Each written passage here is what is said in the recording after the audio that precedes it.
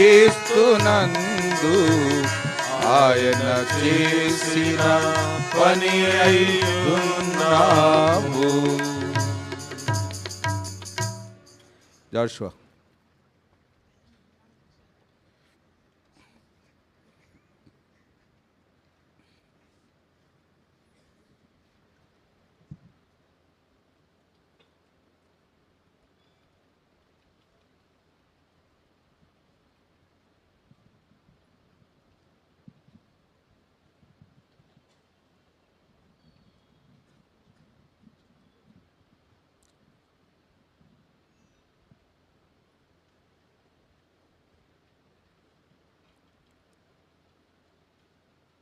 దేవుడు నా జీవితంలో చేసినటువంటి రక్షణ కార్యము, దేవుడు తన సేవ పరిచర్య కొరకై పిలిచిన విధానము, తిరిగి సేవా జీవితంలో దేవుడిచ్చిన అనుభవాలను గురించి సాక్ష్యం ఇచ్చే దాని కొరకై దేవుడి దినము అయోగుడి నాకు ఇచ్చిన తరుణాన్ని బట్టి స్థలానికి చేరొచ్చాము.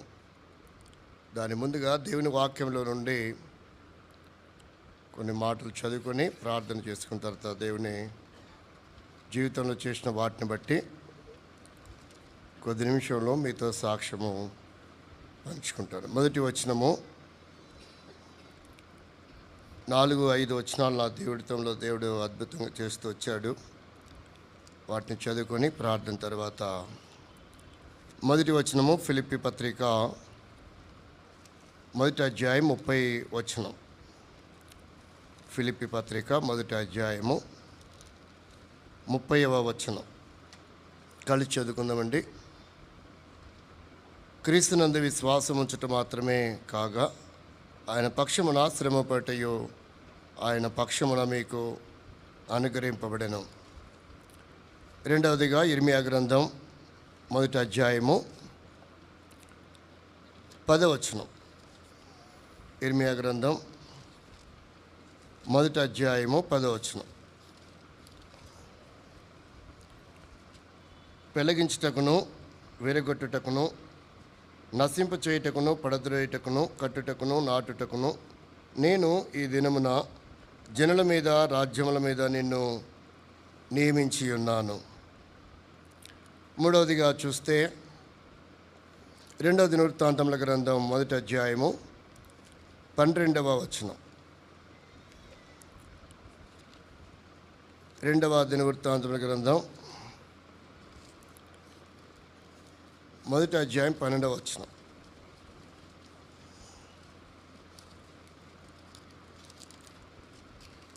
కలిసి చదువుకుంటామండి. కాబట్టి జ్ఞానము, తెలివి నీకు ఇవ్వబడును. ప్రార్థన చేసుకుంటాం. అత్యంత స్తుతికి కారణభూతుడైన మా ప్రియ పరలోకపు తండ్రి, నీ ప్రియకుమారుడు మా రక్షకుడు యేసుక్రీస్తు వారి శ్రేష్టమైన నామంలో ప్రభా తిరిగి నీ పాదాల చెంత రావడానికి ఇచ్చిన అనుకూలతను బట్టి నీ స్తుతిస్తూ ఆరాధిస్తూ ఘనపరుస్తుంటున్నాం. లోకంలో పాపంలో చీకట్లో జీవించి మరణించి నిత్య నరకమునకు పాత్రుడిన ప్రభావం నా విషయంలో మీరు దర్శించి మీరు ఇచ్చిన పిలుపు, మీరు ఇచ్చిన రక్షణ కార్యం, సేవా పరిచర్య వీటన్నిటి బట్టి ఎంతగానో స్తుతిస్తుంటున్నాం. చదువుకున్న లేఖన భాగముల మీద ప్రభా మరి ఆధారం చేసుకుని మీరు అయోగుడి నాకు జీవితానికి అనుగ్రహించిన అనుభవాలను చేర్చిన పరిశుద్ధులతో ప్రభా మరి పంచుకునటానికి కృప చూపించండి. దయగల తండ్రి, కాని మాట ఏదియు రాకుండానట్లు నా వ్యక్తిగత జీవితానికి ప్రభా ఈ మాటలు వింటున్నటువంటి వారందరికీ మరి ఆత్మీయమైన క్షమాభివృద్ధి కలిగినట్లుగా సహాయం చేస్తూ రావాల్సిన వేడుకొనొచ్చు. చేర్చిన వారందరికంటే ఎంతో బలహీనుడు, అల్పుడు, అయోగ్యుడను నిష్ప్రయోజకుని దాసుని ప్రభా మీరే మరుగుపరిచి ఈ సాక్ష్యం ద్వారా సిలువ వేయబడినటువంటి యేసుక్రీస్తు వారు మాత్రమే ఇక్కడ ప్రదర్శింపబడినట్లుగా సహాయం చేస్తూ రావాల్సిన వేడుకొనొచ్చు. వందనములు చెల్లిస్తూ సర్వశక్తి కలిగినటువంటి యేసుక్రీస్తు వారి అతి పరిశుద్ధమైన నామంలో స్తుతించి ప్రార్థిస్తుంటున్నాం తండ్రి, ఆమేన్. నా పూర్వపు పేరు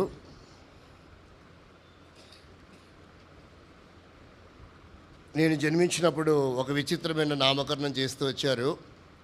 నేను కర్నూలు నివాసిని. మా తల్లిదండ్రికి నేను కుమారుల్లో రెండవ వాడిని, సంతానంలో మూడవ వాడిని. నా జనన విధానము ఎంతో భయంకరమైనటువంటిదిగా ఉండింది. అప్పుడే మా నాన్నగారు, మా అమ్మగారు వారి కుటుంబ జీవితంలో వివాదం వల్ల మా నాన్నగారు మా అమ్మగారికి వారు ఎడబాటుగా జీవిస్తూ వచ్చారు. ఎటకెళ్ళకి అప్పుడే మా అన్నయ్య, మా అక్క ఉన్నారు.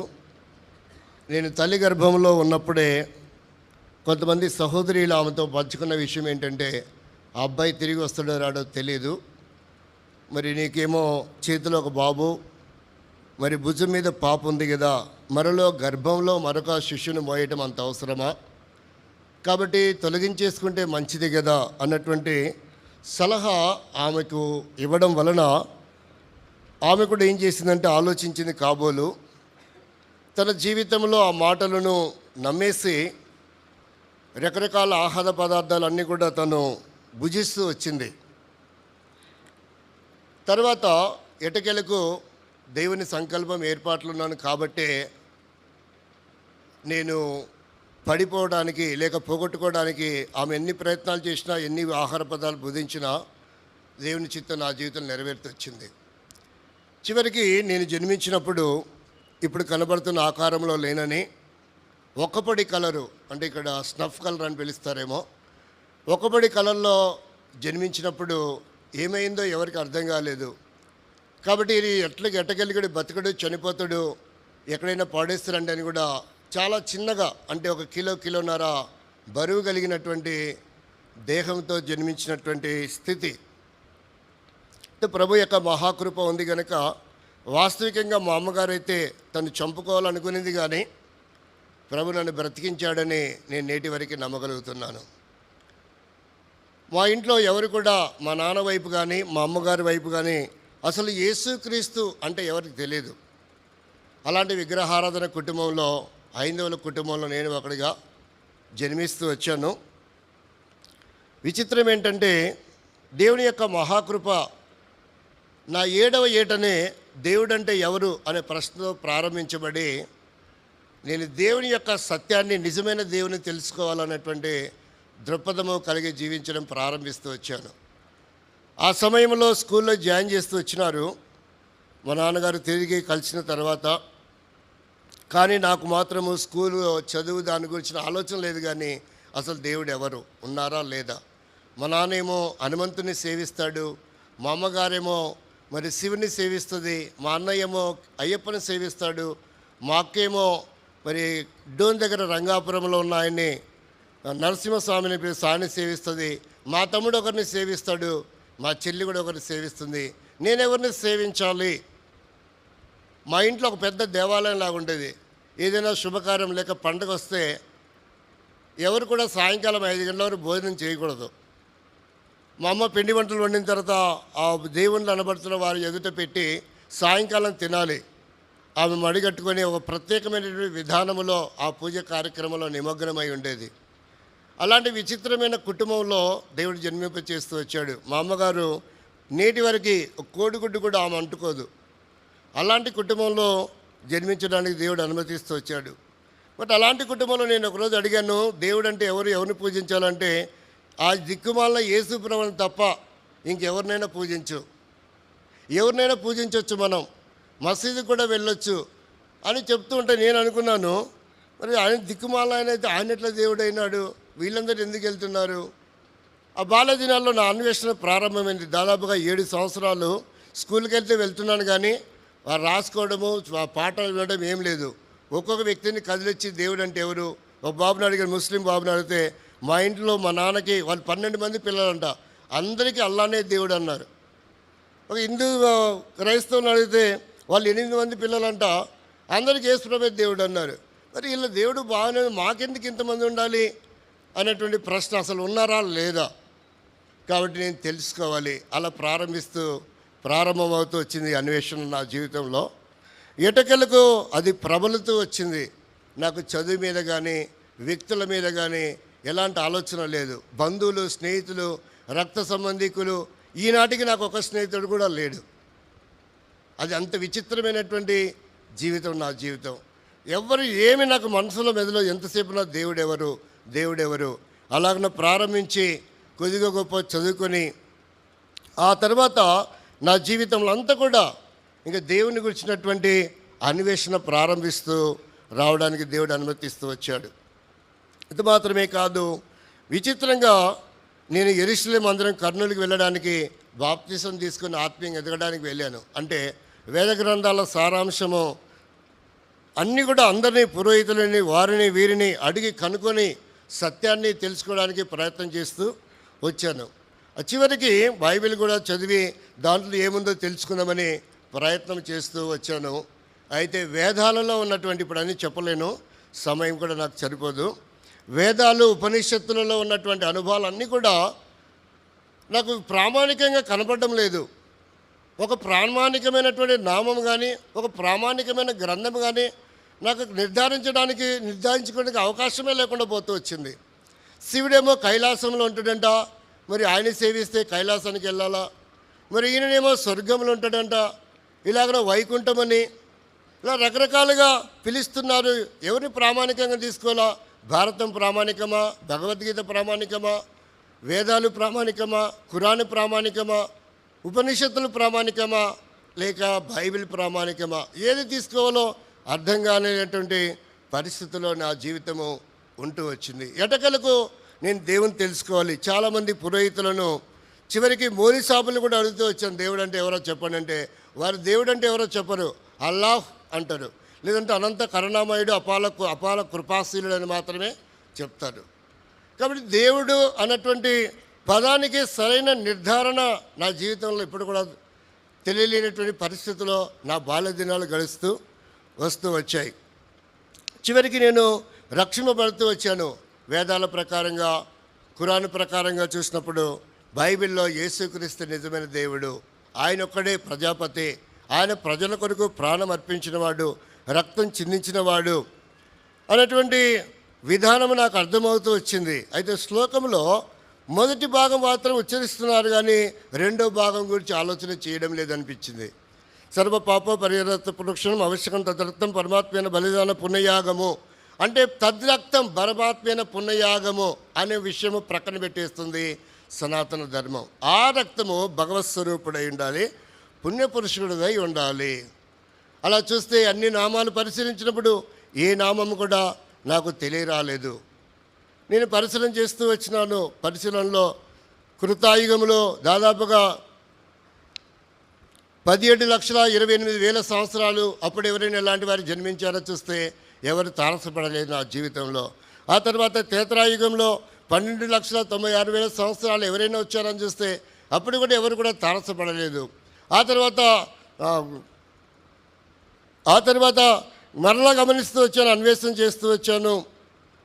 ద్వాపర యుగంలో ఎవరైనా ఇలాంటి వారు ఉన్నారా ప్రజాపతిగా ప్రాణం అర్పించిన వారని చూస్తే ఆ 12,86,000 సంవత్సరాల్లో 64,000 సంవత్సరాల్లో ఎవరు కూడా కనపడలేదు. చివరికి కలియుగంలో ఎవరైనా జన్మించారని చూస్తే కలియుగంలో 5,04,32,000 సంవత్సరాలు ఎవరైనా ఉన్నారని చూస్తే ఎవరు కూడా తారసపడలేదు. చివరికి యేసుక్రీస్తు తప్ప ఎవరు పాపిని ప్రేమించి ప్రాణం అర్పించిన వారు లేరు అని నిర్ధారించుకోవడానికి దేవుడు అనుమతిస్తూ వచ్చాడు. నా పాపములను ఆయన ఎదుట ఒప్పుకొని నా బాల్య దినాల్లోనే రక్షింపబడుతూ వచ్చాను. ఇక రక్షింపబడిన తర్వాత నేను ఒక మందిరానికి వెళ్ళాలి ఆత్మీయంగా ఎదగటానికి అనే ఆలోచన చేస్తున్నప్పుడు నా జీవితంలో ఒకరోజు నేను రోడ్డు మీద నడుచుకుంటూ వెళ్తూ ఉన్నాను. సువార్త ప్రతి ఆదివారము కర్నూలులో, అప్పుడు మిలిటరీ దేవసాయం గారు ఉన్నారు అక్కడ సేవకుడిగా, ప్రతి ఆదివారము కర్నూలులో సాయంకాలం 4 గంటలకి వీధి సువార్త ఉంటుంది. ఆ సువార్తకి వెళ్తూ ఉంటే ఒక పేపర్ నా చేతికి ఇచ్చినారు. ఆ పేపర్ అంతా ఏముందని నాకు అవసరం లేదు, కానీ పేపర్ కింద స్టాంపులో ఏముందంటే మెన్స్ మెడికల్ కాలేజీ ప్రక్కన బళ్ళారి రోడ్ కర్నూలు అని యెరూషలేము ప్రార్థన మందిరం అని ఉంది. ఆ పేపర్ తీసుకొని ఆ మందిరానికి అలవాటు పడుతూ వచ్చాం. అలాగున ఆత్మీయంగా కట్టబడుతున్నా. ఎప్పుడైతే నేను మందిరానికి వెళ్ళడం ప్రారంభించానో మా కుటుంబ సభ్యులు నన్ను పంది కంటే హీనంగా చూడడం ప్రారంభిస్తూ వచ్చారు. అప్పుడు మొదలైంది నాకు. ఎప్పుడైతే మందిరానికి వెళ్తూ వచ్చానో అప్పుడు నా జీవితంలో శ్రమలు అనేది ప్రారంభమవుతూ వచ్చినాయి. ఆ వయసు నాకు దాదాపుగా చిన్నవాడిగా ఉన్నాను, 11 లేక 12 సంవత్సరాల వయసు ఉండొచ్చు. ఆ దినాల్లో నేను మందిరానికి ఎప్పుడైతే వెళ్తూ వచ్చానో నన్ను ఇంట్లో నుంచి వెలివేయడం ప్రారంభం అవుతూ వచ్చింది. మా అన్నయ్యని, తక్కని, తమ్ముడిని, చెల్లిని బాగా చూస్తున్నారు. నన్నేమో నువ్వు అక్కడికి వెళ్తున్నావు, ఇక్కడికి వెళ్తున్నావు, వారితో కలిసి వస్తున్నావు, సేకాండ్ ఇస్తున్నావు, ఆలింగనం చేస్తున్నావు. కాబట్టి అలా దిక్కుమల దరిద్రత నుంచి మరలా ఇంట్లోకి ఎలా వస్తావు, ఇక్కడ పళ్ళెం ఎలా పట్టుకుంటావు, ఎక్కడ భోజనం చేస్తావు, ఇవన్నీ కూడా ప్రారంభిస్తూ వస్తే ఆ బాల్య దినాల్లో ఒకే చొక్క ఒకే డ్రాయరు. అలాంటి భయంకరమైన దినాల్లో మా ఇంటి ముందు ఒక చిన్న చెట్టు ఉండేది, దాని మీద నాపరాయి ఉండేది. ఆ చెట్టు క్రింద ఇక అదే నా బెడ్రూము, నా డైనింగ్ హాలు, నా ప్రేయర్ గది. అక్కడే వర్షం వచ్చినా, వరద వచ్చినా, తుఫాన్ వచ్చినా అక్కడే ఉండడం. ఇంట్లో వెళ్ళే అవకాశం కూడా లేనటువంటి పరిస్థితులు. అలాంటి భయంకరమైన దినాల్లో ప్రేమ అయితే ఉంది, కానీ ఈ దేవుని ప్రక్కన పెట్టు, ఈ బైబిల్ దేవునితో నీకు సంబంధము ఉండొద్దు. అదొక విషయంలో వారు ఎంతగానో వేధించడము ప్రారంభమవుతూ వచ్చింది.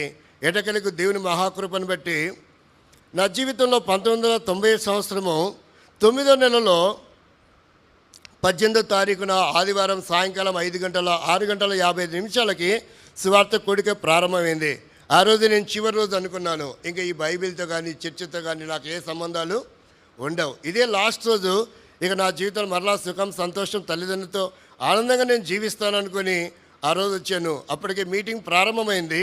యేసుక్రీస్తు శ్రమలను గురించి మరి ఆ రోజు దైవజనుడి వర్తమానము అందిస్తూ వచ్చాడు. అప్పుడు నా జీవితంలో నేను ఏదైతే వద్దనుకున్నానో బైబిల్ పాఠ్యపుస్తకాలు పెట్టేసి లేచి వెళ్ళిపోవాలి, వాటిని గంగలో కలపకూడదన్న ఉద్దేశంతో అక్కడ పెట్టేసి వెళ్ళిపోవడానికి వచ్చాను. అదే చివరి రోజు. మేము ఉండేదేమో శ్రీనగరు, యెరూషలేము మందిరం మాకు చాలా దూరము, పరిగెత్తుకుంటూ వెళ్ళాలి. 9 గంటలకి ఆరాధన స్టార్ట్. అది దాటితే ఆరాధన వర్తమానం వినకుండా ఆరాధిస్తే ఆ దినాల్లో అరవిందం గారు, మిలిటరీ సేవ దేవసాయం గారు ఆరాధించడానికి అవకాశం ఇచ్చేవారే కాదు. ఒకవేళ ఈ రోజుల్లో అయితే నువ్వు ఆరాధించకపోతే, బలలో చేయకపోతే అలాగే వస్తామా, మేము సపరేట్గా పెట్టుకుంటాం అంటారేమో నాకు తెలియదు. మరి వాళ్ళంత భయంకరమైన దినాలు అవి. ఎంతో దేవుని కొరకై నిష్ఠ గరిష్టలుగా జీవిస్తున్నటువంటి అనుభవాలు, అలాంటి భక్తులు, అలాంటి సేవా జీవితంలో నేను ఆ మందిరానికి అలవాటు పడుతూ వచ్చా. దాదాపు 19 సంవత్సరాల విశ్వాస జీవితంలో నా పని ఏంటంటే బాత్రూంలు కడగటమే, ఇంక వేరే పనే లేదు. సువార్తకి వెళ్తే మైక్ పట్టుకోవాలంతే, సైకిల్కి కడతారు మైక్ పట్టుకోవడమే తప్ప మరి ఒకటి ఇంకా లేనే లేదు. కనీసం నేను మందిరం ఫుల్పీట్ ఎప్పుడు ఎక్కలేదు, అసలు వెళ్ళలేదు, ఎవరు పరిచయం కూడా లేరు. పెద్దలు ఉంటారన్న సంగతి కూడా తెలీదు. ఎందుకంటే విగ్రహారం దేవాలయంకి వెళ్తున్నప్పుడు దేవుని కోసమే వెళ్తాం, అక్కడ ఏం జరుగుతుందో తెలియదు. కాబట్టి ఇక్కడ కూడా అంతే అనుకునేవాడిని. అలాంటిది విచిత్రమైనటువంటి జీవితంలో జీవిస్తుంటే 90వ సంవత్సరము ఫిలిప్పి 1:30 వచనం ద్వారా దేవుడు నాతో మాట్లాడుతూ వచ్చాడు. క్రీస్తునందు విశ్వాసం వచ్చడమే మాత్రమే కాదు, ఆయన పక్షమున శ్రమపాటు నీకు అనుగ్రహించబడను. అప్పుడు యేసుక్రీస్తు నీ కొరకు ఎన్ని శ్రమలు పొందాడో, నువ్వు ఈరోజు రక్షింపబడి ఇక్కడికి వచ్చావంటే యేసుక్రీస్తు నీ కొరకు పడిన శ్రమల గురించి వర్తమాన సువార్త కోడికలో చెప్తూ ఉంటే ఆ రోజు నా తీర్మానం ఏంటంటే, ఇక చావైనా బ్రతకైనా నేను దేవుని కోసమే బ్రతకాలి, నేను బాప్తిసం తీసుకోవాలి, ఏదేమైనా సరే అని నిశ్చయించుకున్నాను. అది త్వరగా 91వ సంవత్సరము మార్చి నెల 17వ తారీఖు, ఆ రోజు ఉగాది పండుగ. 1991 సంవత్సరం మార్చి నెల 17వ తారీఖు ఉగాది పండుగ. ఆ రోజు మా ఇంట్లో అంతా సంతోషంగా పిండి వంటలు వండుతూ ఉన్నారు. నా జీవితంలో ఏమో వస్త్రాలు మారిపోయినాయి. బాప్తిసం తీసుకుని ఇంటికి వచ్చినాను. మా వాళ్ళు అన్నారు, ముంచట తీసుకొని నువ్వు కూడా క్రైస్తవుడు అయ్యావా, క్రైస్తవ మతంలో దిగావా. కాబట్టి ఆ తర్వాత ఇంకా దరిద్రత ఎక్కువ అనిపిస్తూ వచ్చాను. బాప్తిసం తీసుకొని ఒక్క ఆదివారమే మందిరానికి వెళ్ళాను, 2వ ఆదివారం నుంచి వెళ్ళనివ్వలేదు. ప్రియమైన వారులారా, గమనించాల్సిన విషయం ఏంటంటే ఆ భయంకర పరిస్థితి దాదాపు 3 సంవత్సరాలు నన్ను మందిరానికి దూరం చేస్తూ వచ్చాడు. బాత్రూంలోనే ప్రార్థన చేసుకోవడం, బాత్రూంలోనే బైబిల్ చదువుకోవడం. ఎందుకంటే బయట బైబిల్ చదవడానికి అవకాశం లేదు, ప్రార్థన చేసుకోవడానికి కూడా అవకాశం లేనటువంటి ఆ భయంకరమైన దినాలు అవి. ప్రభు ఎంతగానో సహాయపడుతూ వచ్చాడు. ఆయన కృప నాకు తోడుగా ఉంచుతూ వచ్చాడు, నన్ను ఎంతగానో ధైర్యపరుస్తూ వచ్చాడు. బాల్యంలో ఉన్నాను. ఇప్పుడైతే ఆ దినాలు కనుక ఈ దినాలు కానీ తెలిస్తే నేను వెళ్ళి యెరూషలేము మందిరంలోనే ఉండేవాడిని. ఆ దినాలు అలాంటివి నాకు తెలియదు కనుక, మా వాళ్ళు ఎవరు ఏసంటే తెలియదు కనుక మందిరంలో ఉండే అవకాశం ఉంటుందన్న విషయం కూడా తెలియలేనటువంటి భయంకరమైనటువంటి దినము. దాదాపుగా మా మందిరానికి ఇంటికి ఒక 6-7 కిలోమీటర్లు ఉంటుందేమో. పరిగెత్తుకుంటా వెళ్ళేవాడిని. సండే స్కూల్లో 5 పెద్దలు ఉన్నారు. ఆ దినాల్లో 5 పెద్దల్లో వారి కుమారులు సండే స్కూల్లో నాతో పాటు ఉండేవారు. సండే స్కూల్ టీచర్తో కూడా నేను బలలో పాలుపంపులు పొందేవాడిని. చిన్న వయసులో ఉన్నప్పుడే బాప్తిసం తీసుకున్నాము. అరవింద్ మంగుల్ గారు ఇక్కడ ఏం చేస్తాను పైకి వెళ్ళిపో అనేవాడు. వాడు సండే స్కూల్ టీచర్తో పాటు బలలో పాలుపంపులు పొందే అనుభవాన్ని దేవుడు అనుగ్రహిస్తూ వచ్చాడు. కానీ ఆ దినాలు నాకు అంతగా అర్థమయ్యేది కాదు వాక్యం. కానీ అయితే సేవకు వచ్చిన తర్వాత దేవుడు ఎన్నో అద్భుతమైన విషయంలో వాక్యమును ధ్యానించడానికి, అర్థం చేసుకోవడానికి, సహోదరులకు ప్రకటించడానికి ఎంతగానో దేవుడు కృప చూపుతూ వస్తూ వచ్చాడు. ఆ తర్వాత వీడి రహస్యంగా చేసుకుంటున్నాడని ఆలోచించి దగ్గరలో మా ఏరియాలోనే బ్యాప్టిస్ట్ మందిరం ఉంది, ఇంతగా దరిద్రత ఎక్కువైపోతుంది, అంత దూరం పోవట్లేదు, బాత్రూంలో చదువుకుంటున్నాము, ఆ బైబిల్ కొత్త వస్త్రములో కర్చీపులో కొత్త నిబంధన గ్రంథమే పెట్టుకొని ఇడిచిన బట్టల్లో పెట్టి చదివేవాడిని. ఒకరోజు ఎందుకు తీసిందో మా అమ్మ బట్టలు ఉతకడానికి తీస్తే బైబిల్ కింద పడేవారికి, వీడు బాత్రూంలో నీళ్ళన్నీ ఎందుకు పారబోస్తున్నాడంటే ఇంతసేపు బాత్రూంలో ఎందుకు ఉంటాడు, వీడు బాత్రూంలోనే బైబిల్ చదువుకొని బాత్రూంలోనే ప్రార్థన చేసుకుంటున్నాడని వారు గ్రహిస్తూ వచ్చారు. ఎటకెలకు నేను కొంతకాలం తర్వాత బ్యాప్టిస్ట్ మందిరానికి వెళ్ళడానికి ప్రభు అనుమతి ఇస్తూ వచ్చాడు. ఎవరితో చెప్పుకోలేను, అన్ని ప్రభు మీద ఆధారపడ్డమే. ప్రార్థన, పరిచర్య, ఏదైనా సరే ఎవరికి ఏ సలహా కూడా ఇప్పటికీ అడిగే అలవాట్లేదు. ఎవరైనా ఏదైనా చెప్తే కూడా అది తీసుకోవాలా వద్దా అని ముందు ప్రభుని అడిగి, ప్రభు దాని చిత్తమైతే ప్రభు చేయమంటే చేస్తాను అని దాని ప్రకారంగా చిన్నప్పటి నుంచి ఆ శ్రమల్లో కష్టాల్లో ప్రభు మీద ఆధారపడమే. ఎన్నో సంవత్సరాలు ఒకే చొక్కా ఒకే డ్రాయర్ మీద జీవించినటువంటి దినాలు. రేపే పెళ్ళి, ఈరోజు నాకు ప్యాంటు వేసుకునే అవకాశము కలిగింది. అలాంటి స్థితి నాది. ఆ సమయంలో వారు ఏమన్నారంటే ఇంత ఎక్కువైపోతుంది కాబట్టి మా మాటిను, మేము వండినదంతా నువ్వు తినాలి అంటే బైబిల్ పెడితే వాళ్ళు అనేవారు, మా అమ్మ వాళ్ళు అనేవాళ్ళు బైబిల్ తీసి బయటపడేస్తుంది. అప్పుడు నేననేవాడిని, మా దేవుడు పాపులో చేరక ప్రత్యేకంగా ఉండేవాడు మా దేవుడు అని చెప్పేవాడిని. బైబిల్ తీసి వారు ఆలయంలో పెడితే మా దేవుడు ఎలాంటి వాడు తెలుసా, అందరి భారాన్ని మోసేవాడు, క్రింద ఫొటోస్ కింద పెడితే అందరి భారాన్ని మోసేవాడు అని చెప్పేవాడిని. ఒకవేళ తీసి పైన పెడితే మా దేవుడు అందరికంటే ఉన్నతమైన వాడు అని చెప్తూ వచ్చాను. ఒకవేళ మధ్యలో పెడితే మా దేవుడు ఈ లోకమంతటికి సమస్తానికి మధ్యవర్తిగా వస్తూ వచ్చాడు. ప్రతి దానికి లేఖనమే. ఇప్పుడు ఇంకా తగ్గింది. నేను మంచినీళ్ళు తాగాలన్నా, బయటికి వెళ్ళాలన్నా, రావాలన్నా, పరిచయం ప్రతి దానికి రెఫరెన్సే చెప్పేవాడిని.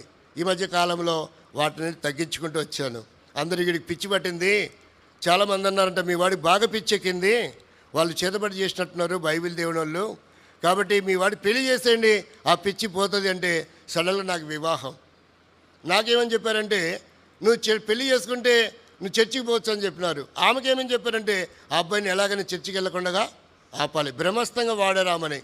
నేనేమనుకుంటే, నాకు భోజనం సరిగ్గా పెట్టట్లేదు కదా, ఇబ్బంది పెడుతున్నా కదా, మా అమ్మ మా నాన్నకి స్నానాన్ని నీళ్ళు పెడుతుంది, భోజనం వడ్డిస్తుంది, బట్టలు తిరుగుతుంది, చాలా పరిచయం చేస్తుంది. మా నాన్నకి మా అమ్మ భార్య కాబట్టి నాకు కూడా భార్య వస్తే ఇవన్నీ జరుగుతాయేమో అనుకున్నా. అంతవరకే తెలుసు. కానీ భార్య అంటే కుటుంబ జీవితం ఉంటుందని కూడా నాకు తెలియలేనటువంటి పరిస్థితి. మనుషులతో ఎవరితో మాట్లాడే అలవాటు నాకు ఆ దినాల్లో ఉండేదే కాదు. ఎప్పుడు మౌనంగా ఉంటాం, ప్రార్థన చేసుకోవడం, ధ్యానం చేయటం. ఇప్పటికీ మా ఊర్లో అంటారు, అసలు వాడు మాట్లాడతాడా, మాటలు వచ్చేవాడికి అనేవారు కూడా చాలామంది లేకపోలేదు. వీధిలో వారు, సంఘం వారు కాదు. అలాంటి భయంకరమైనటువంటి దినాలలో ఉన్నప్పుడు సడన్గా నాకు వివాహం అంటే నేను అనుకున్నాను బాగుంటుంది కదా అనేసి అనుకున్నాను. అరవింద్ గారితో అడిగితే, అరే నీకు మీ వాళ్ళు చర్చికి వస్తేనే భయంకరంగా ఇబ్బంది పెడుతున్నా, మిలిటరీ దేవసాయం గారినే ప్రార్థన చేయనీయలేదు, నువ్వు ఇప్పుడు మళ్ళీ బాప్తిసం తీసుకొని ఇలాగ వివాహం అంటే మేము చేయము, ఆమె మారుమనసు రక్షణ లేదు, ఇలాంటి పరిస్థితులు అన్నటువంటి అనుభవాలు వస్తూ వచ్చాయి. అయితే విచిత్రం ఏంటంటే, నా బాప్తిస్మానికి మర్చిపోయిన మాట గమనించండి.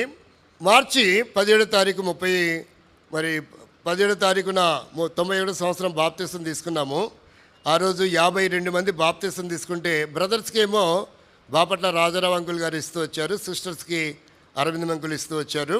ఆ 52 మందిలో మొదటి లిస్టులో ఉంది నా పేరు. అయితే ఆ తర్వాత దేవుని కృపను బట్టి హస్తనిక్షేపణ వాగ్దానం ఏంటంటే, 2 దినవృత్తాంత గ్రంథం 1:12 తెలివి జ్ఞానము నీకు ఇవ్వబడును. ఎప్పుడైతే హస్తనిక్షేపం చేసి ఆ వాక్యం ఇచ్చారో ఆ తర్వాత నా జీవితంలో చాలా మార్పు రావడం జరుగుతూ వచ్చింది.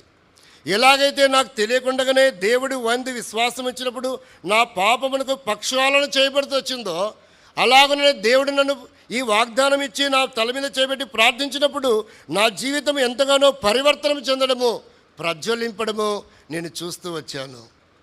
ఆ తర్వాత నా నోరు ఎప్పుడూ మోయబడలేదు.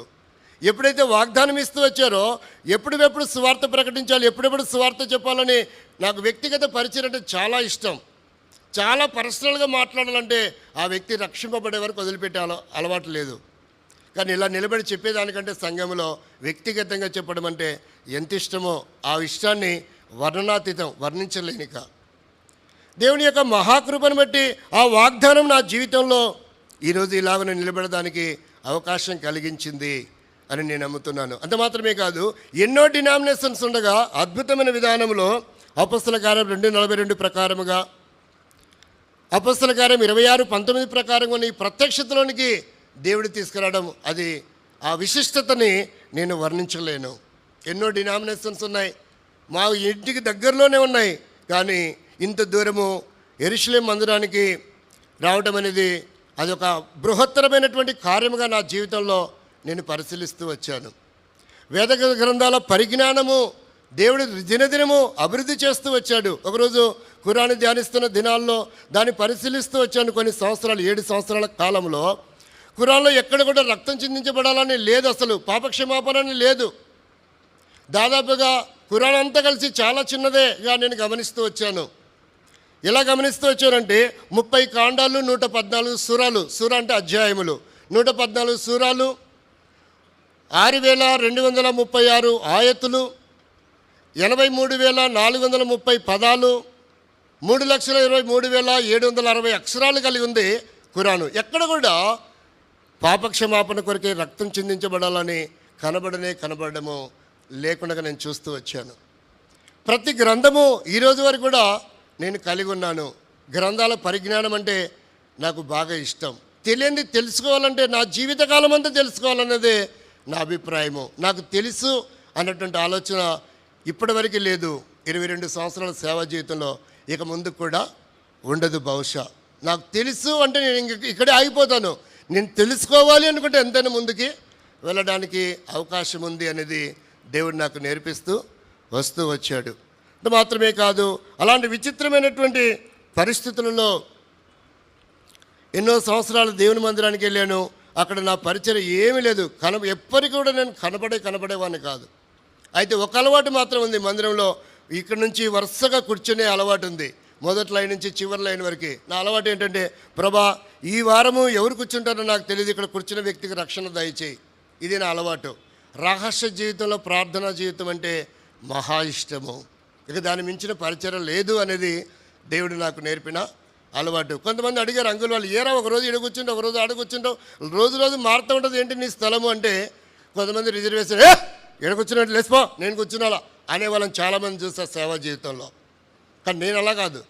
ఈడెవరు కూర్చుంటే ప్రభు రక్షించుకో అని ప్రార్థించే అలవాటు నా జీవితంలో ఎక్కువగా ప్రారంభమవుతూ వచ్చింది. రహస్యంగా ఉండేవాని కనుక ఇక రహస్య పరిచర్య ప్రార్థన తప్ప ఇంకోటి లేదు. అలా దేవుడు నాకు నేర్పుతూ వస్తూ వచ్చాడు. ఉపవాసం ఉండడం అంటే నాకు వెనతో పెట్టిన విద్య లాంటిది. సంవత్సరానికి 220 రోజులు ఉపవాసం ఉండడం అంటే నాకు బాగా ఇష్టం. అంత మాత్రమే కాదు, మోసే ఉపవాస ప్రార్థనలాగా 40 రోజులు 3 పర్యాలు ఉపవాసం ప్రార్థన చేయడము. అలాగున ప్రతి నెల 15వ తారీఖు, ప్రతి నెల 1వ తారీఖు నుంచి 5వ తారీఖు వరకు ఇలా ఉపవాసం ఉంటాం.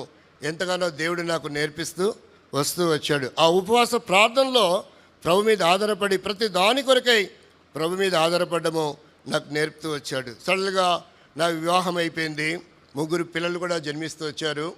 ఆ తర్వాత విచిత్రం ఏంటంటే దేవుడు నన్ను సేవ కొరకై పిలుస్తూ వచ్చాడు. ఇర్మియా గ్రంథం 1వ అధ్యాయము 10వ వచనం. ఈ వచనం చదవంగానే ఈ వచనంలో ఇంత విచిత్రం ఉంది అని కొంతమందితో నేను పంచుకుంటూ వచ్చాను. ఆ వచనం ద్వారా ఇది సేవా వచనం బాబు, సేవ కొరకే దేవుడు నిన్ను పిలుస్తున్నాడు అని జ్ఞాపకం చేస్తూ వచ్చినప్పుడు, నేను అప్పటికి బిజినెస్ చేస్తున్నా. Hindustan lever limited, Wipro, Godrej, Duncan, సావలెస్లో 3 రాష్ట్రాలు, తెలంగాణ విడిపోలేదప్పుడు, తెలంగాణ, కర్ణాటక, తమిళనాడు 3 రాష్ట్రాల్లో నేను ఆర్టిస్ట్గా వర్క్ చేస్తూ వచ్చాను. దాని పూర్వము నేను గౌండ పని చేశాను, అంటే మేస్త్రి పని చేశాను, తర్వాత కార్పెంటర్ పని, సైకిల్ షాప్ పని, రకరకాల పనులను చేశాను. ఏవి నాకు అంటుకోవడం లేదు. అవి నేర్చుకోవడంలో తృష్ణ నా జీవితంలో లేదు. అయితే ఒక్కరోజు వాక్యం రాయడానికి నాకు అవకాశం ఇచ్చారు. ఆ వాక్యం రాస్తున్నప్పుడు పర్వాలేదులే అన్నప్పుడు దేవుడు నాతో మాట్లాడుతున్నాడు, ఈ పన్ను చేయాలా, ఈ పన్ను చేయాలా. అంతేకాదు రెఫరెన్స్ ఉంది, గుర్రం మీద పరిగెత్తి వెళ్తున్నప్పుడు అది అందరికి కనబడాలా, అలానే నువ్వు రాయాలని దేవుడు మాట్లాడుతూ వచ్చాడు. అప్పుడు ప్రార్థన చేసుకొని ప్రారంభించాను. చిన్న చిన్న బ్రష్లు, టైటిల్స్ పేపర్ మీద ఉన్నాయి. అక్కడ కూడా నాకు గురువు లేడు, ఎవరి దగ్గరికి వెళ్ళి నేర్చుకోలేదు. అలా రాస్తుంటే వాక్యాలు రాస్తూ ఉంటే దేవుడు అలాగనే నాకు రోజు రోజుకి వాక్యము మార్పు చెందడము గమనిస్తూ వచ్చాను. కాబట్టి ప్రభా, ఎంత అద్భుతమైన పరిచర్య ఇది, ఇలాగే నేను కొనసాగుతానండి. అది నేనేదో సరదాగా చేయడాలని అనుకున్నా కానీ దానివి నా జీవనోపాధి అవుతుంది.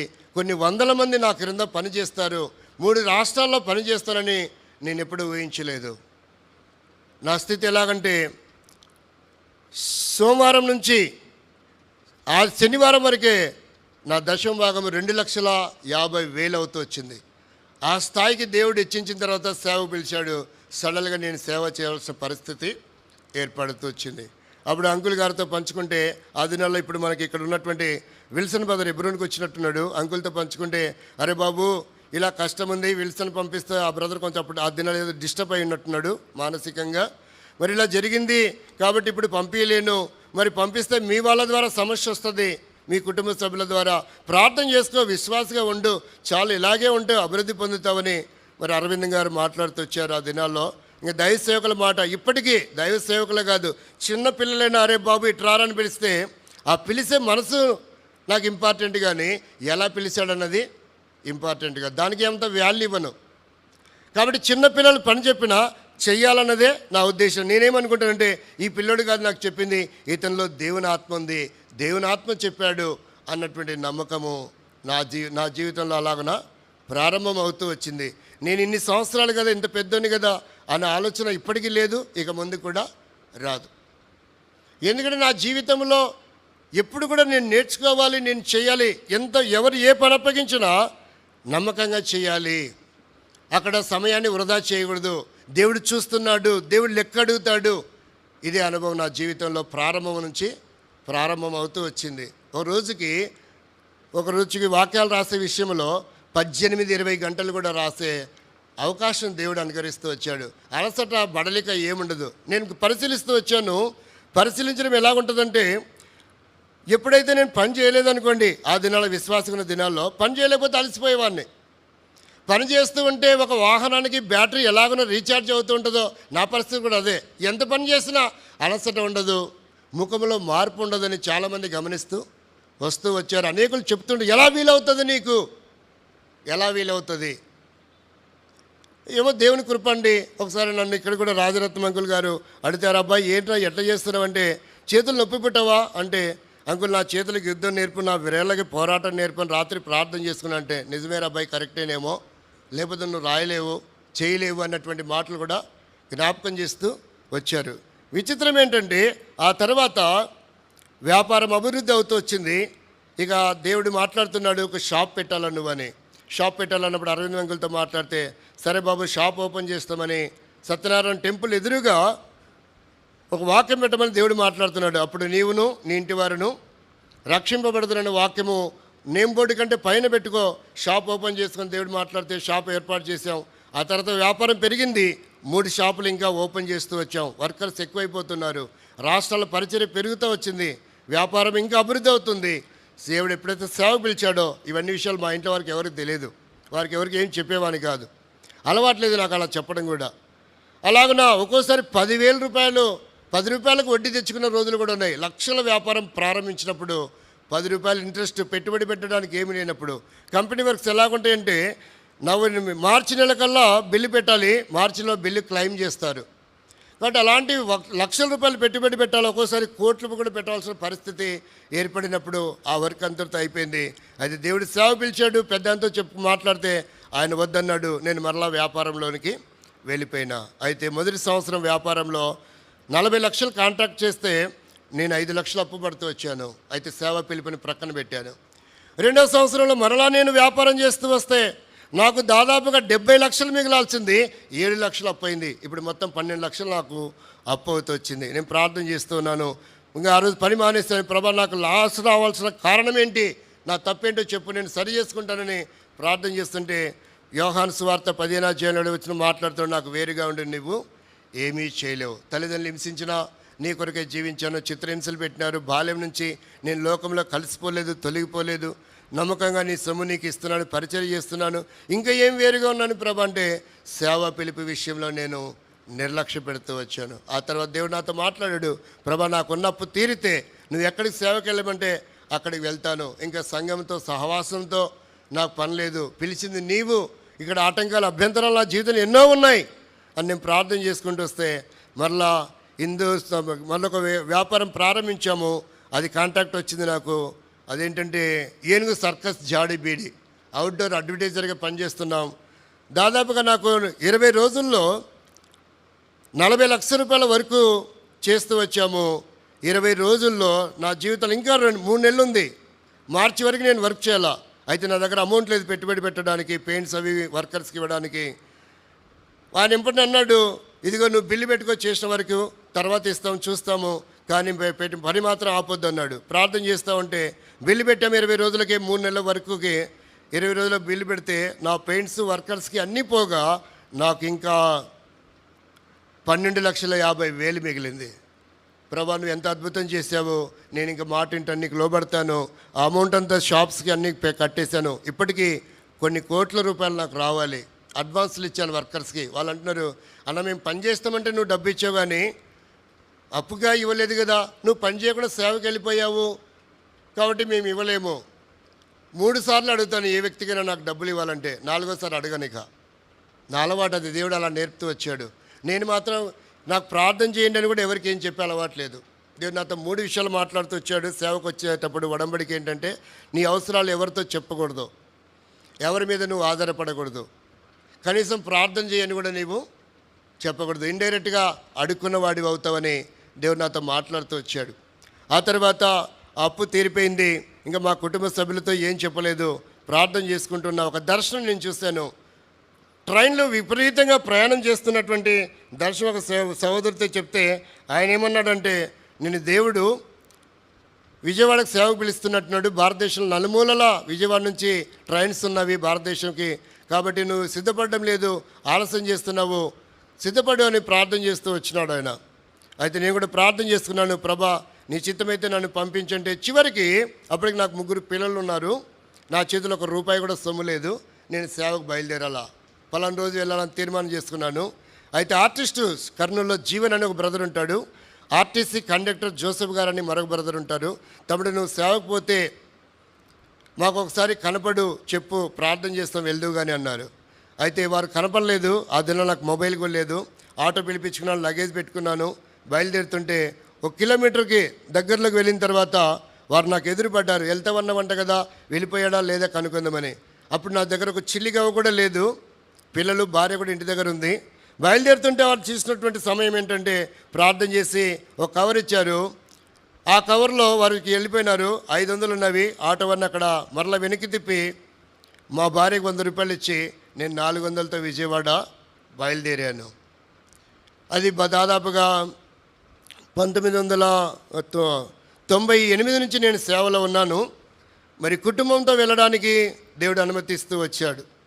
ఆ తర్వాత నా జీవితంలో అక్కడికి వెళ్తే సామాన్లు దింపుకున్నాము లారీ. అప్పుడు సత్యానందం గారు అని ఒక బ్రదరు నాకు సామాన్లు తీసుకొని బస్సు ఎక్కడానికి వచ్చినారు. అయితే వాహనంకి ₹100 ఛార్జ్ అయింది, ఇంకా 300 ఉన్నాయి. విజయవాడ దిగిన ఉదయం 6 గంటలకి ఒక ఆటోవాడు వచ్చాడు. ఎక్కడికి వెళ్ళాలి సార్, లగేజ్ దింపుతాను, లగేజ్ దింపి ఆటోలో పెట్టుకున్నాడు. ఎక్కడికి వెళ్ళాలంటే నువ్వు ఎక్కడికి వెళ్తావు అక్కడికి వెళ్ళు అన్న. అతను అనుకున్నాంట అయితే నేను వెళ్ళే ఊర్లోనే ఇతను ఉన్నట్టున్నాడు, నన్ను చూసినట్టున్నాడు, అందుకే వచ్చాడని. సరే ఎట్టకెళ్ళకి ఆయనలో దింపాము. ఎక్కడ సార్ ఇల్లుగా అంటే 1 నిమిషం ఆగు, ఇల్లు అద్దెకి అడగాలి. వాడికి ఆశ్చర్యం వేసింది, ఈడేంటి ఇంత విడ్డూరమైన వాడు, ఇల్లు అద్దెకి అడగాలంట, నేనేమో ఆటో మార్చాలా, వేరే డ్రైవర్ వేస్తాడంటే. అలా మాట్లాడుతూ ఉంటే 2-3 ఇల్లు తిరిగాము. 4 ఇల్లు, 6 అడుగుల వెడల్పు, 8 అడుగుల పొడవు ఉంది, చిన్న రేకుల షెడ్డు. అది మేము 400కి ఇస్తామంటే 2 నిమిషాలు అడ్వాన్స్ ఇచ్చాం, ఇక 100 మాత్రమే మిగిలింది. ఒక విశ్వాసం కూడా తెలియదు నాకు విజయవాడలో, ఉర్మిళ నగర్లో, కానీ ప్రభు నడిపించాడు అలాగన. ఆ తర్వాత నేను ఎలా సేవ ప్రారంభించాలని ప్రార్థన చేస్తుంటే యోబు గ్రంథం ధ్యానం చేసి సేవ ప్రారంభించమని దేవుడు మాట్లాడుతున్నాడు. యోబు గ్రంథం ధ్యానం చేయాలంట. ఉపవాసం ఉండాలని ప్రార్థన చేస్తే 40 రోజులు ఉపవాసం ఉండి ప్రార్థన చేసి సేవ మొదలుపెట్టని దేవుడు మాట్లాడుతూ వచ్చాడు. 40 రోజులు అంటే ఇది 42 అధ్యాయాలు ఉంది. సరే, రోజు ఒక గ్రంథాన్ని ధ్యానం చేయడం, ప్రార్థన చేయడం, సాయంకాలం 5 గంటలకి అలాగన బయటకు వచ్చి ఏదైనా పలహారం తీసుకోవడానికి 100 రూపాయలే ఉంది నా దగ్గరిక. కాబట్టి అలాగన ప్రార్థన చేస్తూ పత్రికలు పంచడము, దాని కొరకే రోజు ఒక డైరీ రాయమంటే డైరీ కూడా రాస్తూ వచ్చాం ఏమేమి జరుగుతూ వచ్చిందని. ఆ తర్వాత దేవుడు దాదాపుగా 7-8 నెలలు ఒక్క వ్యక్తి కూడా నాకు పరిచయము చేయలేదు. ఉన్న 100 రూపాయలు అయిపోయింది. 2 రూపాయలు పునుగనిస్తారు విజయవాడలో. ఆ పునుగు తిని సాయంకాలం 5 గంటలకి మంచినీళ్ళు తాగి ప్రార్థన చేస్తున్నారు. రాత్రి ప్రార్థన చేయడమే. అందరూ అంటారు చర్చి పాస్టర్ అన్నాడు, ఈయన ఇంట్లో నుంచి బయటికే పోడు, ఏం చేస్తాడు, ఎప్పుడు కేకలేస్తా ప్రార్థన చేస్తూ ఉంటాడు, ఏడుస్తూ ఉంటాడు, ఏం పద్ధతి, ఏం చర్చి అన్నటువంటి విధానాలు కూడా అన్నీ వస్తూ వచ్చినాయి. అయితే ప్రభు సాయం చేస్తూ వచ్చాడు. ఫ్యామిలీతో వెళ్ళిన తర్వాత మా భార్యకు పిల్లలకున్న బంగారం అంతా అమ్మేశాం. ఒక విశ్వాసం కూడా లేరు. ప్రభు పరిచయం ప్రారంభించినాం, అమ్మేసి ఇల్లు అద్దె కడుతున్నాం. చివరికి వస్తువులన్నీ అయిపోయినాయి, ఇక తినడానికి కూడా ఏమీ లేవు. అది విచిత్రమైనటువంటి పరిస్థితులు. ప్రభు నన్ను విశ్వాసంతో తీర్చిదిద్దుతున్నాడు. లక్షల రూపాయలు నా చేతిలో వర్కర్స్కి ఇచ్చిన వాడిని నిరాధారిగా నన్ను సేవలో సిద్ధపరచడానికి దేవుడు అనుమతిస్తూ వచ్చాడని నేను గ్రహిస్తూ వచ్చాను. అప్పటికే భక్సింగ్ గారి సాక్ష్యాల గురించి కూడా వింటూ వచ్చాను కనుక, అయితే దేవుని పరిచయం నమ్మకంగా చేయాలి అని అలాగన సమయం ఎక్కువైతే నేను 2 మాటలు చెప్పి ముగిస్తాను. అలాగన దేవుడు నన్ను బలపరుస్తూ వచ్చాడు. చివరికి మా పిల్లలు కూడా తినడానికి ఏమీ లేదు. అలాంటి పరిస్థితుల్లో ఇక వారు చనిపోయే పరిస్థితి, ఇంటి అద్దె కూడా కట్టలేని పరిస్థితి. మోకరించడం, వాళ్ళు అద్దె అడగడానికి భయపడుతూ ఉన్నారు. 2 ఏళ్ళు 3 ఏళ్ళు అవుతుంది అద్దె అడగడానికి భయపడుతుంది. ఎప్పుడు మోకాళ్ళ మీద పడి ఉంటాడు ఏంటి, ఏం పాస్టర్, ఎవరిని చూడలేదు ఇలాంటి, బాగా బండ్లు కార్లు వేసుకొని తిరుగుతాడు కదా, ఈయనేం పాస్టరే బాబు అన్నటువంటి దినాలు ఎన్నో ఉంటూ వచ్చినాయి. అయితే మా పిల్లలు, మీ డాడీ సేవ వదిలిపెట్టాడు, అవసరమైతే ఆయనతో మనకు సంబంధం లేదు, కృష్ణాలలో దూకి చనిపోదామని ఆమె పిల్లలతో మాట్లాడేసిందంట. మా చిన్న పాప, ఆ 3వ పాప, మొత్తం నాకు 4 పాపలు 1 బాబు.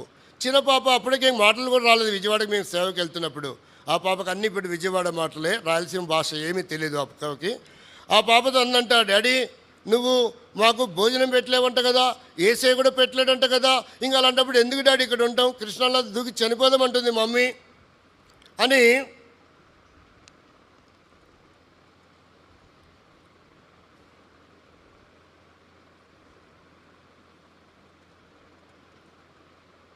ఆ పాప అడిగినటువంటి ఆ మాటలకు నా జీవితంలో సమాధానం లేదు. అమ్మ, నేను దేవుని సేవ చేయాలి, ఏదైనా చావైనా బ్రతికినా దేవుని సేవలోనే మరలా వెనక్కి తిరిగి అలవాటు నాకు లేదు. నా జీవితం దేవుని సేవకు అంకితం చేసుకున్నాను.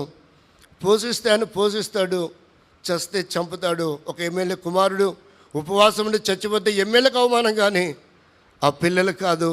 నేను దేవుని సేవకుడికి వచ్చాను, మీరు చనిపోయినా ఏమైనా దేవునికి అవమానం, కానీ నాకు కానీ మీకు కానీ కాదని ఆ పసిబిడ్డతో ఈరోజు చాలా సరదాగా చెప్పగలుగుతున్నా. కానీ ఆ మాట చెప్పడానికి నాకు 3 గంటల వ్యవధి భయంకరంగా వెలిపిస్తూ కన్నీరు మున్నీరుగా కుటుంబం అంతా ఏడుస్తున్నారు. మా డాడీకి ఏదో అయినట్టుంది, ఏడుస్తున్నారని వాళ్ళు కూడా ఏడుస్తూ వచ్చారు. భయంకరమైన దినాలు. ఆ దినాల్లో నేను ప్రార్థన చేస్తున్నాను. ఇప్పుడు మనకు బెన్రాజ్ అంకుల్ గారు ఇక్కడ ఉన్నారు. వారి తమ్ముడు భవానీపురంలో ట్రాంక్విల్ స్కూల్ ఉంది, ఆయన పేరు ప్రభాకర్ గారు. నేను బస్సులో వెళ్తా ఉంటే దేవుడు మాట్లాడుతున్నాడు, నువ్వు ఆయనతో మాట్లాడాలా, ఆయన నిలబడినాడు, నువ్వు లేచి ఆయనకు సీట్ ఇవ్వు బస్సులో అంటే. ఆయన కూర్చున్న తర్వాత మాట్లాడుతుంటే, బ్రదర్ మీరు ప్రైజ్లాడు బ్రదర్ అన్నాడు. ఆయన ఎందుకు ప్రైజ్లాడానో నాకు అర్థం కాల. అప్పుడు నేను ఎబ్రోన్ సహవాసంలో లేని ఇండిపెండెంట్గా పరిచర్య ప్రారంభిస్తూ వచ్చాను విజయవాడలో. దాదాపుగా నాకు 4 చోట్ల పరిచర్య ఉండింది. 600 మంది విశ్వాసులు ఉన్నారు. సంవత్సరం ముగింపులో డిసెంబర్ అంతా ప్రార్థన చేస్తే ప్రభు ఈ సంవత్సరం పరిచర్య ఎలా చేయాలని అలా ప్రార్థన చేస్తుంటే దేవుడు నాతో మాట్లాడుతున్నాడు. యెషయా గ్రంథం 51:1 నువ్వు ఏ బండ నుండి చెక్కబడితేవో, ఏ గుంట నుండి తీయబడితే దానిని ఆలోచించమని ఆ వాగ్దానము నాతో మాట్లాడింది. నేను ఎబ్రోన్లో బాప్తిసం తీసుకున్నా, ఎబ్రోన్లోనే నేను ఆత్మీయంగా కట్టబడ్డా, బట్ ఎబ్రోన్లోనే పరిచయం చేయడం దేవుడు నాతో మాట్లాడుతున్నాడని. ఆ దినాల్లో కేఎం ఐజక్ గారు ఉన్నారు విజయవాడలో. ఆయనతో పంచుకుంటే, అంతకుముందు విక్టర్ డేవిడ్ అంకుల్ ఉన్నారు, ఆయనతో పంచుకుంటే మంచిదయ్యా ప్రార్థన చేస్తాం, దేవుని చిత్తం, బైబిల్స్, పాటల పుస్తకాలు అన్ని ఇక్కడి నుంచి తీసుకెళ్ళి సమయం వచ్చినప్పుడు దేవుడు దర్శిస్తానులే అని అంటూ వచ్చాడు. దాని ముందుగా గలతీ పత్రిక 1 అధ్యాయము 15-16 వచనాల్లో దేవుడు అనుగ్రహించి ప్రత్యక్షపరిచినప్పుడు మనిషి మాత్రతో సంప్రదించలేదన్న వాక్యము ఆధారం చేసుకొని నేను విజయవాడకు సేవ వెళ్ళిపోతూ వచ్చాను. కాబట్టి ఎవరితో సంప్రదించలేదు, ఇక సంఘంతో కానీ అక్కడున్న పెద్దలతో కానీ సేవకుడితో కానీ ఇంకా నాకు స్నేహితులు ఎవరు కూడా లేరు కనుక ఎవరు సంప్రదించలేదు. అయితే అరేబియా నుండి ఎలాగైతే పౌలుని దేవుడు బర్నబాదార సంఘానికి తీసుకొచ్చి అప్పగించాడో నా విషయం కూడా దేవుడు అలాంటి అనుమతి ఏదో జరిగించబోతున్నాడు అని నేను నమ్ముతూ వచ్చాను. ఇది 2006 సంవత్సరం జరిగింది. 2006 సంవత్సరం నుంచి ఆయన ఐజక్ గారు ప్రతి సేవకుల మీటింగ్ కార్యక్రమానికి వస్తూ ఉంటూ మరి పరిచయం కూడా చేస్తూ ఉండి అప్పుడప్పుడు ఇక్కడ మందిరంలో పెద్దలు కూడా నిన్ను చూస్తారు, గమనిస్తారు. ఆ తర్వాత ఆలోచన చేద్దామని వారు మాట్లాడినప్పుడు 2 సంవత్సరాలు పరీక్షించి 2008 వరకు నాకు లెటర్ ఇవ్వడానికి ఇష్టపడుతూ వచ్చారు. 2008లో అన్నారు పెద్దలు, మీ సంఘం అంతా ఈ కర్మేలకు అప్పగి నీకు లెటర్ ఇస్తావు, నువ్వు ఎక్కడికి పోమంటే అక్కడికి పోవాలన్నారు. సరే బ్రదర్ మంచిదని కొండలరావు అంకులతో మాట్లాడి సంఘం అంతని వాళ్ళు పరిచయం చేసి అప్పగించాం, కర్మేలకు వెళ్ళండి అని నాకు లెటర్ ఇస్తూ వచ్చారు.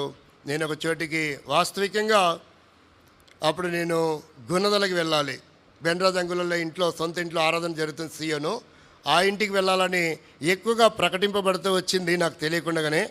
ఐజక్ అంకుల్ కూడా లెటర్ ఇవ్వాలనుకున్నాడు. అయితే ఆ తర్వాత గుడివాడ దగ్గర జమిగొల్లపల్లి పంపించాలనుకున్నాడు, అది కూడా మిస్ అవుతూ వచ్చింది. అయితే జాషు బ్రదరు సేవకుడు వారి కుమారుడు నాకు వర్తమానం టెస్ట్ పెట్టాడంట ఫ్యామిలీ ప్రేయర్లో. ఆ టెస్ట్ ఏంటంటే నాకు అలవాటు ఏంటంటే అంశం నుంచి బయటికి వెళ్ళి పరిచయం చేసే అలవాటు లేదు. అందుకని సీట్స్కి మీదనే ధ్యానం చేయడానికి ఫ్యామిలీ ప్రేయర్లో సీట్స్కి మీద వాక్యం చెప్పినప్పుడు నాకు కావాలి డాడీ, ఇతను నా బ్రాంచ్లో పెట్టుకుంటాను, నాతో కలిసి ఉండాల్సిందే, ఇంకెవరినైనా వేరే పంపి ఇతను మాత్రం నాకు కావాలి. అప్పుడు ఆయనకు బ్యాక్ పెయిన్ వచ్చి సంఘంలో వద్దంటున్నారు. అలాంటి పరిస్థితుల్లో ఆ దినాల్లో లెటర్ ఇచ్చారు, జాషు కావాలన్నాడు, పోరా బాబు ఇంకా నీకు టెస్ట్ పెట్టాంట, నువ్వు పాస్ అయ్యావంట అన్నారు. ఆ తర్వాత నాకు లెటర్ ఇచ్చి 10 మంది ఉన్న చోటు పంపిస్తూ వచ్చారు. ఆ 10 మందిలో 5 పెద్దలు, 10 మంది సిస్టర్సే, ఒక్కరు కూడా బదరలేరు. 5 పెద్దల్లో ఒక మున్సబ్ గారిని ఆ సిస్టర్ చౌదరి స్వామి, ఈ శరీరం కింది వరకే పనిచేయదు, పైన మాత్రం పనిచేస్తుంది. 5 పెద్దలు అంట, మొత్తం పెద్దలు ఉండలేకపోయారా, అది చిత్రం. సరే ఆ తర్వాత ఏమైందంటే మరి ఆయనకి పిల్లలు ఉన్నారంట, ఏం చేయమంటారంటే మీరు ఎక్కడ పంపినా వెళ్తాను అంకులన్నా. సంతోషంతో అక్కడికి వెళ్ళాము. ఆ తర్వాత వాళ్ళు చేర్చుకున్నారు, ఏమేమి ఇస్తామన్నారు, ఏమి ఇవ్వలేదు. తర్వాత ఊర్లు గ్రామాలు తిరిగి పరిచయం చేస్తుంటే దాదాపు 150 మంది దాకా విశ్వాసులు సమకూర్చు జరిగింది 1 ఇయర్లో. సంఘం అభివృద్ధి అయిన తర్వాత వాడు మా ఊర్లో ఉన్న కూడా వేరు ఊరు పోతున్నాడు, కాబట్టి వాడిని మాకు ట్రాన్స్ఫర్ చేయండి అన్నారు. తర్వాత ఆఫరింగ్ కూడా ఇవ్వడం లేదు, ఎలాగైనా వెళ్ళిపోతారని. ఇంకా కూరగాయలు రైస్ అవన్నీ ఇస్తాం, అవి కూడా ఇవ్వడం లేదు. చివరికి ఆమె మందిరం తాళం కూడా వేసింది. 1 మంత్ పైనే మందిరం తాళం వేస్తే ఆరాధన కార్యక్రమాలన్నీ మందిరం ముందే రాత్రిపూటకి ఏర్పాటు చేసి జరిగిస్తున్నాం. అయితే ప్రతి దాంట్లో ప్రభు మీద ఆధారపడే అలవాటు కాబట్టి ఎవరికి కంప్లైంట్ చేయడాన్ని మేము ఇష్టపడలేదు. వారే తెలుసుకొని ఇలాడు పోతలేడు, ఇలా జరుగుతుంది, ఎక్కువ మందిని తీసుకొచ్చాడు, గుంపు పోగేసుకుంటున్నాడు. నా అభిప్రాయం ఏంటంటే బ్రాంచులు కట్టాలనేది నాకు దేవుడు ఇచ్చినటువంటి తృష్ణ. ఆమెమో వద్దంటా ఉంది. కాబట్టి ఇలాంటి పరిస్థితుల్లో ఏదేమైనా సరే మీరు వచ్చారు కదా, ఏం చెప్తారంటే ఆమె వెళ్ళిపోమంటుంది, వెళ్ళిపో అన్నారు. 5 పిల్లలు అప్పటికి. ఆ తర్వాత బాబు పుట్టాడు. మేము పాప 4వ పాప పుట్టడానికి ఖమ్మం జిల్లాలో మర్లపాడు దగ్గర భీమవరం ఊరుంది. ఆ ఊరికి వచ్చిన పరిచయ కోసమని వస్తే ఆ రాత్రి సిస్టర్ అక్కడ ప్రసవించింది. వారు అక్కడ 5 వారం రోజులు ఉంచుకున్న తర్వాత విజయవాడ పంపుతూ వచ్చారు. ఆ తర్వాత సహవాసంలోకి వచ్చిన తర్వాత ఇక్కడ బాబు పుట్టాడు. బాబు పుట్టిన తర్వాత జరిగింది. 5 పిల్లలు ఉన్న పలంగా అక్కడి నుంచి పెద్దలు సేవకులు అందరూ వచ్చి ఆమె వెళ్ళిపోమంటుందిగా వెళ్ళిపోమన్నారు. లోపం ఏంటో తెలియడం లేదు, సంఘం అభివృద్ధి అయిందన్న విషయం కూడా కనపడడం లేదు. సరే మంచిదండి, మీరు ఏం చెప్తే అది చేస్తుంటే నువ్వు మానుకో బ్రదర్ అన్నారు. సంతోషంగా ప్రార్థన చేయండి అని బయలుదేరాం. ప్రార్థన చేసి వాళ్ళు వెళ్ళిపోయారు. ఆ తర్వాత ఆమె మంచం ఎక్కింది, పురుగులు పడి చనిపోయింది. పొక్కులైన గుంత తీసింది, పొక్కులైన ఆమెను పూడ్చింది. ఆ ఊర్లో రికార్డు ఈ సేవకుడితో మనం పెట్టుకోకూడదు, ఇది మామూలు సేవకుడు కాదు. పురుగులు పడి చనిపోవడం ఏంటి, ఒక మనిషి అతని మీద విరోధంతో ఉంటే. సరే ఎటకెళ్ళకు దేవుని మహాకృపను బట్టి అలాగే కొంతకాలం అక్కడిక్కడ వాడుకున్నారు. ఆ తర్వాత ప్రభు నాతో భారం ఇచ్చాడు మరొక చోట పరిచర్య ప్రారంభించడానికి. అప్పుడు జాషు బ్రదర్ ఉన్నారు, ఆయన పిలిపించి బల ప్రారంభించాం. అంత అయింది, అది అభివృద్ధి అవుతూ వచ్చింది. ఎటకెళ్ళకు సేవలో ఎన్నో సమస్యలు. 22 సంవత్సరాల సేవ, నేటికి నాకు సైకిల్ కూడా లేదు. దేవుడు ఎప్పుడు కూడా ఏ వస్తువుకి ₹1 ఖర్చు పెట్టడానికి ఇష్టపడడం లేదు. ఎంత పెద్ద ఫ్యామిలీ అయినా ఇంత నేను వాడుకోవాలి, ఇంతకంటే ఎక్కువ వాడుకోవద్దు అని దేవుడు నాతో మాట్లాడుతూ వస్తున్నాడు. ప్రతి దానికి నువ్వు లెక్క చెప్పాలి. వృధాగా ఏది ఖర్చు పెట్టడానికి ఇష్టపడే అలవాట్లేదు. ప్రతిదానికి మీటింగ్కి సువార్తకి మాత్రమే ఆత్మల కొరకైనా ఖర్చు. ఇలాంటి పరిస్థితుల్లో 2015లో నాకు యాక్సిడెంట్ అయింది. అది చాలా భయంకరమైన యాక్సిడెంట్, చనిపోయారు అనుకున్నారు. అయితే దేవుడు యాక్సిడెంట్ అవ్వడానికి ఒక అనుమతి ఇస్తూ వచ్చాడు. నాకు ఒక చోట పరిచయం ప్రారంభించమని దేవుడు చెప్తూ వచ్చాడు. నేను ఆ సంఘంతో మాట్లాడితే వారు ఇష్టపడలేదు, కాబట్టి నేను మౌనంగా ఉన్నాను. దానివల్ల నాకు ప్రమాదం. 118 కీర్తన 8వ వచనం ప్రకారముగా 8-9 వచనం ప్రకారంగా 18వ వచనం ప్రకారంగా 18వ వచనం అనుకుంటాను, ఆయన నన్ను కఠినంగా శిక్షించడం కానీ మరణానికి అప్పగించలేదు. ఉదయం 10:30కి యాక్సిడెంట్ అయింది, సాయంకాలం 5:30 వరకు నేను కదలలేదు. నా తల ఇంత లావు అయిపోయింది. చనిపోయినాడు ఆన్ ది స్పాట్లో అనుకున్నారు. 20 అడుగుల హైట్కి ఎగిరిపోయానంట, తల క్రిందులుగా పడ్డాను. డాక్టర్ అన్నాడు, ఈడికి బాగుపడుడిక అన్నారు. ప్రార్థన చేసుకుంటున్నాను, ప్రభా నీ చిత్తమైతే పరిచయం ఉంటే నన్ను మరలా వాడుకో, ఆరోగ్యం ఇవ్వు. పూర్వం ఎలాంటి ఆరోగ్యంగా ఉన్నానో ఆ స్థితి. అప్పుడు దేవుడు నాతో మాట్లాడుతూ వచ్చాడు. ఇర్మియా 5:21 వచ్చినాం, మా పూర్వస్థితి మాకు కలిగించిన. ఆ పడకలో ఆ వాక్యము దేవుడు మాట్లాడితే, పడకలో ఉండి కూడా హాస్పిటల్లో ఒకరోజు కూడా బెడ్ మీద ఉండలేదు. అందరి స్వార్థ చెప్పడం, ప్రార్థన చేయడం. ఆ హాస్పిటల్లో డాక్టర్ అన్నాడు, బాబు నా హాస్పిటల్ అంతా చర్చ చేసేలాగున్నావు, నువ్వు వెళ్ళిపోరానైనా నీకు దండం పెడతా అన్నాడు. విచిత్రం ఏంటంటే, ప్రభు మరి నువ్వు కోలుకోవడం 3 సంవత్సరాలు పెడతాను ప్రార్థన చేస్తుంటే దేవుడు అన్నాడు, నువ్వు వీధి సువార్తకి వెళ్ళు, నేను నిన్ను స్వస్థపరుస్తాను అన్నాడు. ప్రార్థన చేస్తూ ఉన్నాను, తలలో ఇంకా క్లాట్స్ అనేవి తగ్గుతూ వచ్చినాయి. ఇప్పుడు దాదాపుగా అది గసగసాలంత సైజుకి వచ్చింది. కొంతకాలం మెమరీ లాస్ కూడా అవుతూ వచ్చింది. కొన్ని సంవత్సరాలు మనుషులు గుర్తుపట్టలేకపోతూ వచ్చాను. డాక్టర్ ఏమనంటే, నువ్వు బయటకు ఒక్కడివి ఎప్పుడు వెళ్ళడానికి వీలే లేదంటూ వచ్చాను. యాక్సిడెంట్ అయిన తర్వాతనే దాదాపుగా 16 రాష్ట్రాల్లో స్వార్థ పరిచర్యకు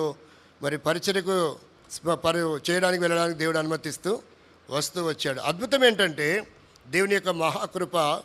మరి ప్రతి సెకండ్ సాటర్డే సువార్త జరుగుతుంది. మరి సువార్త టీం ఒకటి ఉంది. ఆ సువార్త టీంకి కాలుకి చేతికి కట్లు కట్టుకొని సువార్తకి వెళ్ళమంటే డాక్టర్ అన్నాడు, వాకర్ మీద అయితే 3 ఏళ్ళు పడుతుంది, లేదంటే 4 పాయలుండే స్టిక్ పట్టుకుంటే 1 ఇయర్ 2 ఏళ్ళు పడుతుంది, ఒకవేళ నువ్వు సింగిల్గా కర్ర పట్టుకొని నడిస్తే 1 ఇయర్లో నడుస్తావు అన్నాడు. ఇవన్నీ కాదు ప్రభా, నీ చిత్తం ఏముందో అని ప్రకటించడానికి ప్రార్థన చేస్తున్న సువార్తకి వెళ్ళమన్నాడు. కాళ్ళ కట్లు కట్టుకునే సువార్త చాలా గ్రామాలు తిరిగితే 3 నెలల్లోనే, కొంతమందికి తెలుసు సువార్త టీంలో ఉన్న వారికి, 3 నెలల్లో కాలు చేతికి కట్లు తీసేసి మంచి తలకి గాయము ప్రభావం అంతా పోయి మంచి ఆరోగ్యంతో దేవుడిస్తూ వచ్చాడు. ఆ తర్వాత ఇలాగున నా జీవితంలో ఎన్నో అద్భుతాలు, తల్లిదండ్రుల ద్వారా సేవలో దేవుని వాక్యం గుర్తొస్తుంది, చాలా విషయాలు గుర్తొస్తున్నాయి. నేను ముగిస్తున్నాను. 1 కొరింథీ పత్రికలో అపొస్తలుల కార్యం 14వ అధ్యాయంలో 3వ వచనంలో, కపట సహోదరుల మీద పగపుట్టించినప్పుడు ప్రభువును ఆనుకొని పరిచర్య చేస్తే అక్కడ అద్భుతాలు, ఆశ్చర్యకార్యాలు దేవుడు జరిగిస్తూ వచ్చాడు. ఎంతమంది పిల్లలు లేని వారి కొరకు ప్రార్థన చేస్తే 48వ సంవత్సరం ఒక సహోదరి 2 కుమారులని ఆమె ప్రసవిస్తూ వచ్చింది. ఇక చేతబడులు, దురాత్మలు అంటే వేల సంఖ్యలోనే. వారి కొరకై ప్రార్థన చేయడానికి ప్రభు అనుమతి వచ్చాడు. ఇది చేయడానికి నాకు 10 సంవత్సరాలు పట్టింది. 10 సంవత్సరాలు ఉపవాస ప్రార్థనలో 1 లోట నీళ్లు తాగి 2 చపాతీ తింటే సాయంకాలం 5 గంటలకి, 24 గంటలకు ఒకసారి. ఇలాగున 10 సంవత్సరాల తర్వాత దేవుడు ఈ ప్రత్యక్షతలోనికి అనేకుల క్షేమం కొరకై వస్తున్నాం. తర్వాత ఆ పరిచయం వేరే బ్రదర్కి అప్పగించాము. అతనికి భార్య చనిపోయి కొంత డిస్టర్బ్ జరుగుతూ వచ్చింది. ఇటీవల కాలంలో నేను కూడా ఎంతో ప్రమాదానికి, సహోదరులు కొంతమంది మాతో ఉండు ఎన్నో రకాల ఇబ్బందులు కలుగుతూ ఉన్నాయి. ఎంత ప్రార్థన చేసినా నెమ్మది రావడం లేదు. అయితే దైవజనుడి ప్రత్యక్షతలోనే నేను సేవలో ఉండాలని ప్రార్థన చేస్తూ వచ్చాను. పోయిన సంవత్సరం కూడా 4-5 పర్యాయాలు హెబ్రోన్ కూడా వచ్చాను. మరి వేరే పరిచర్య కొరకై డిస్టర్బ్ అవుతున్నాను, ప్రభు పనిలో ఉండాలని. వీలు అవ్వలేదు, సంఘాలు ఏమి లేవన్నారు. అయితే ఈ సంవత్సరం అద్భుతమైన రీతిలో మరి డేవిడ్ గారి ద్వారా ఫోన్ కాల్ రావటం, నేను హెబ్రోన్ రావటం, ఎన్ని పరిచర్యలో కొంత మరి ఆ పరిచర్యలో సహాయపడడం, దేవుడు నాకు ఇచ్చిన అనుమతి మరి అద్భుతంగా నేను ఊహించలేదు. నా జీవితంలో నేను హెబ్రోన్లో 1 రోజు ఉంటానని కూడా అనుకోలేదు. ఎంతో రహస్యంగా ఉండటం అంటేనే నాకు బాగా ఇష్టం. పెద్ద పెద్ద సేవకులతో కలవటం, వారితో పరిచయాలు పెంచుకోవడం, ఇవన్నీ నాకు అలవాటు ఉండదు. ప్రభుతో పరిచయం ఉండాలన్నదే నా ఉద్దేశం. ఆ తర్వాత మాట్లాడుతున్నటువంటి విధానం ఏంటంటే, రోమపత్రిక చివరి మాట చదువుదాం. రోమపత్రికలో 13వ అధ్యాయం 10వ వచనములో, మరి ప్రేమ కలిగి ఉన్నప్పుడు సహోదరులకు ఎవరికి కూడా కీడు చేయము. కాబట్టి నాకున్న అలవాటు ఏంటంటే, ఒక వ్యక్తికి నా మూలంగా ఏదైనా బాధ కలిగిస్తే అది నాను భరించలేనటువంటి పరిస్థితి. నేనేమైపోయినా పర్వాలేదు, అలాగనే ఇతరుల కోసము ఏదైనా చేయాలో తప్ప ఇతరుల ద్వారా నేను ఏదియూ చేయించుకోకూడదు. యేసుక్రీస్తు పరిచయం చేయడానికి వచ్చాడు, చేయించుకోవడానికి రాలేదు. ఇప్పుడు నాకు దాదాపుగా 48 సంవత్సరాలు. నాకు ఇప్పుడు 5 పిల్లలు ఉన్నారు. ప్రభుచితమైతే మరి అంకుల్ వాళ్ళతో కూడా మాట్లాడుతూ వచ్చాను.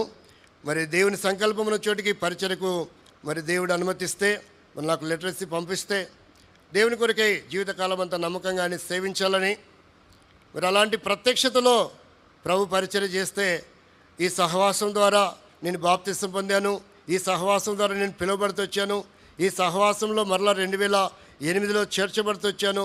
ఈ సహవాసంలోనే నేను ఏమి చెల్లించాలన్నది లేదు, కానీ ఏం చెల్లించలేను, కానీ ఈ సహవాసం యొక్క ప్రత్యక్షతలో నా జీవితకాలం అంతా తుది శ్వాస విడిచే వరకు పని చేయాలని, ఈవిని అపేక్షించి కాదు, నన్నును నేను వ్యయపరుచుకుంటాననే విధానంలో సేవ చేయాలన్నటువంటి దృక్పథం కలిగి ఉన్నాను. ఎన్ని వేల మంది, వందల మంది కాదు, ఒకరున్న దేవుని పరిచర్య చేయాలి. అలాంటి ఉద్దేశంతో ప్రార్థన పూర్వకంగా ఉన్నాను. మరి పెద్దలు అంకుల్ వాళ్ళు కూడా నా కొరకు ప్రార్థన చేస్తున్నారు. భవిష్యత్ సేవ పరిచర్య కొరకు నా కొరకు ప్రార్థించవలసిందిగా ప్రభునామంలో మనవి చేస్తున్నాను. Praise lord.